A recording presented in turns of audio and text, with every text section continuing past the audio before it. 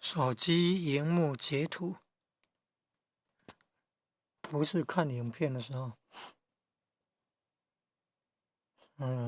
三只手指头下拉下滑，三指下拉哈，食指、中指、无名指放在手机荧幕上，向下拉，轻轻的向下滑，就会荧幕截图了。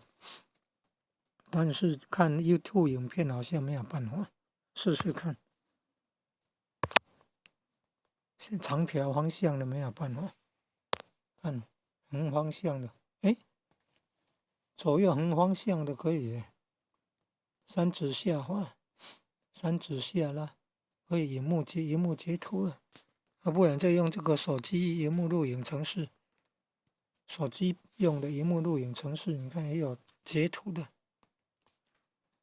也有截图的功能，还可以开小视窗啊。要录影之前要先开哦。